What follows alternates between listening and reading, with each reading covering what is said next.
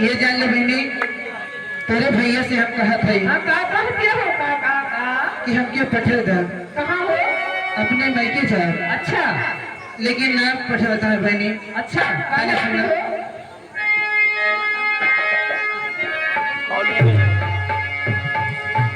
ऐसा तो नदिया परवा से तेरे भैया ये मेरे नदी।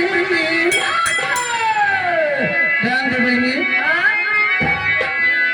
ऐसा तो नदिया परवा से तेरे भैया ये मेरे नदी। हरिता बोला की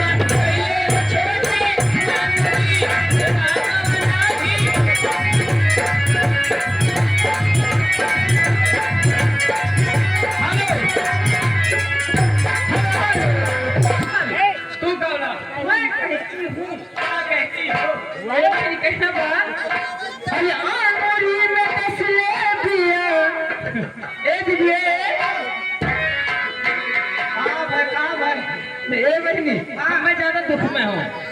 कहना बात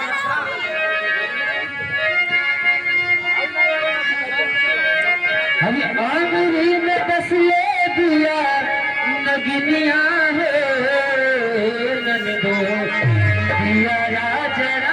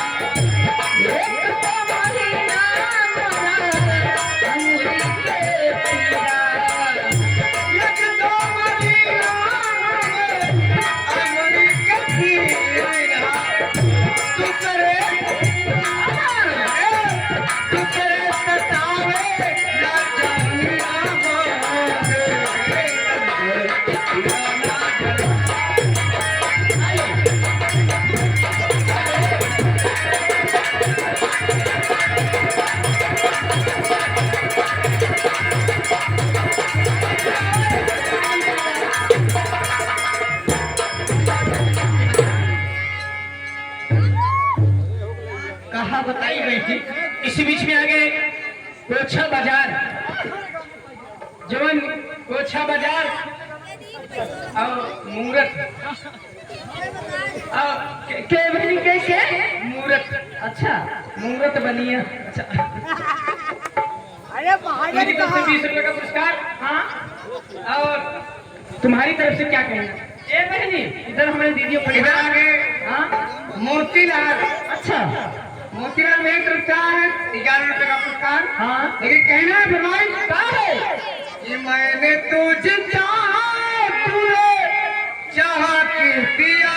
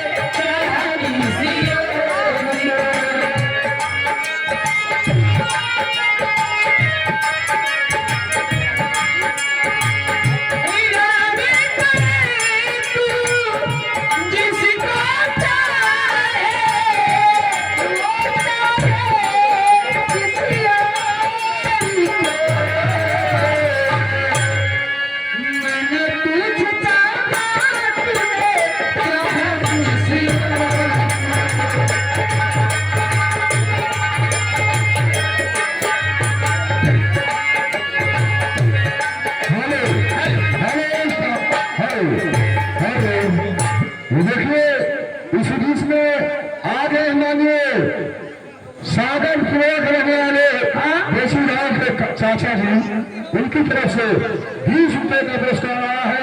हाँ और संगीत पार्टी तरफ से उन्हें लाभ क्या दे रहे हैं सागर के चाचा को।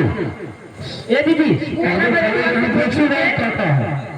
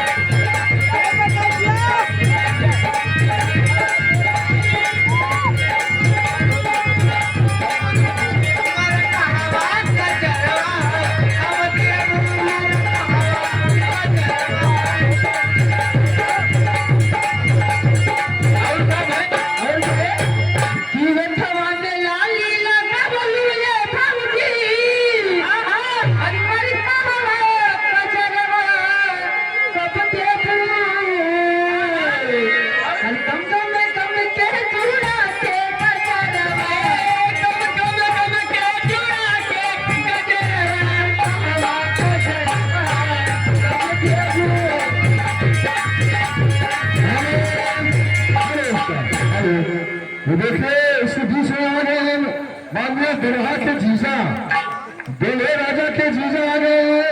बाकी करा करने वाले बीटीसी उनकी तरफ से 51 रुपए का पुरस्कार आ रहा है और संगीत पार्टी तरफ से निराश हुआ दिया है। अरे दुल्हा के जीजा कहाँ थे जाना तू? कहाँ थे? हमारे दीदी बताइए। हाँ अरे गोरिया के हर बतौर जवानी समझ लिया, गोरिया के हर बतौर जवानी जैसे चमका सुअर का पानी कहियो कह दिए भूला जानी।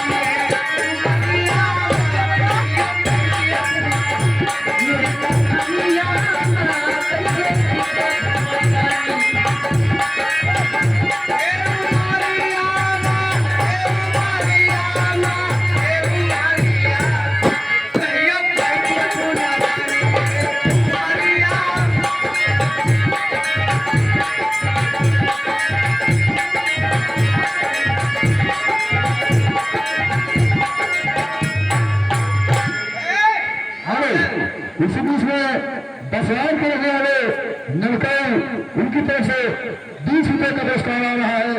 अवश्य में पार्टी तरफ से मेरा धन्यवाद दिया जा रहा है। कहाँ से जानते क्या कहे थे? लगावे लूँ ठवा में लाल, लगावे लूँ ठवा में लाल, जैसे लागे लूँ अमर पाले, अरे माना करे क्या हर खाले।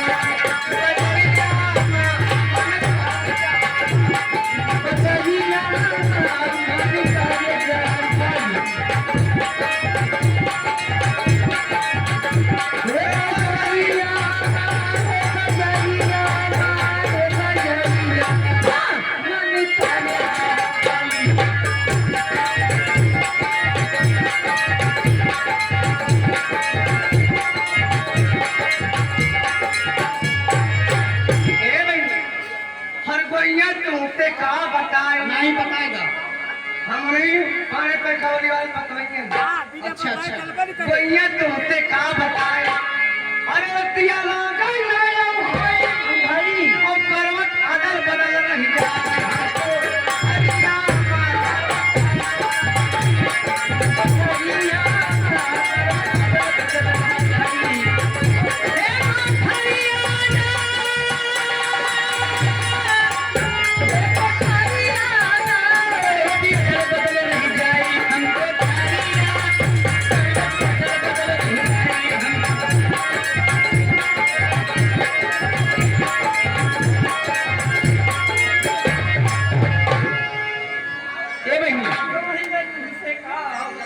अरे सीता या रिसुइया कई भेस, अरे बहिर को घूमू ऐसे डरे, अरे जिया राम धुरा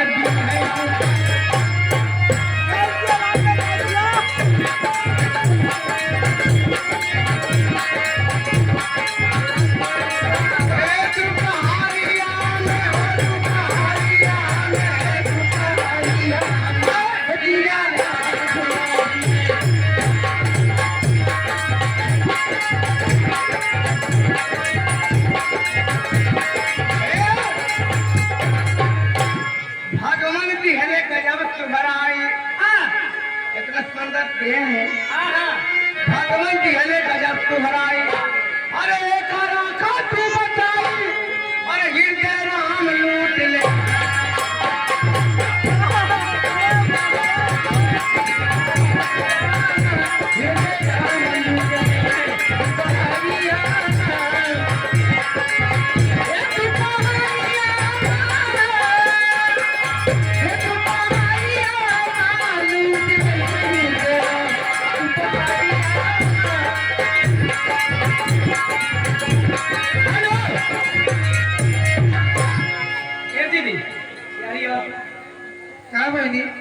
पीछे सुगंधी वगैरह वो बचिएगा सुगंधी पानी डाल के हरे आ गया। अच्छा लेकिन सुना कहा था कैसे